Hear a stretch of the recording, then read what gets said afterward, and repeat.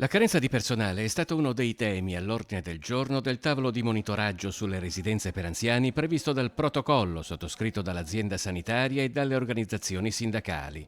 L'emergenza organici, secondo i sindacati, sta determinando un disagio sempre più crescente nelle strutture e rischia di compromettere la garanzia di un'assistenza di qualità. Ci sono più di 380 impegnative inutilizzate, cioè nuovi ospiti che non possono essere accolte per carenza di personale. Su questo congiuntamente all'ULSS stiamo valutando quali strumenti possono essere messi in campo anche nel confronto con la Regione, ma è chiaro che senza assunzioni la rete rischia di collassare, di non reggere, di non garantire una tenuta qualitativa dell'assistenza. Ultimamente si è inoltre registrato un aumento significativo dei contagi da Covid, 77 ospiti positivi, concentrati prevalentemente in 3 centri a Quarto d'Altino, Mestre e Dolo, e 62 operatori, sostanzialmente in tutte le strutture. Dopo 3 mesi dal vaccino, infatti, si inizia ad avere un calo della copertura immunitaria e vi è in parte anche un calo dell'attenzione di tutti, dovuto anche all'allentamento delle misure sanitarie. Serve anche spingere gli anziani e le persone fragili per la quarta dose per evitare che vi siano focolai o casi di contagi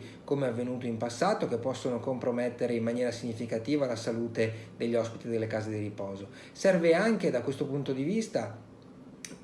costruire percorsi formativi congiunti, strumenti che valorizzino il personale per dare nuove competenze in modo che possano stare al meglio al fianco degli anziani. Di fronte alla carenza d'organico, CGIL e Cislewil denunciano il rischio chiusura di centri servizi per carenza di assistenza e chiedono misure straordinarie sia in termini di reclutamento che di collaborazione tra i diversi livelli istituzionali per evitare una crisi di sistema che ricadrebbe sulle famiglie e sugli ospiti. Abbiamo fatto in questo osservatorio discussioni e confronti importanti che servono a trovare soluzioni congiunte in un momento in cui non solo la pandemia, l'emergenza sanitaria continua, ma le nostre residenze per anziani rischiano anche di subire nuovamente forti pressioni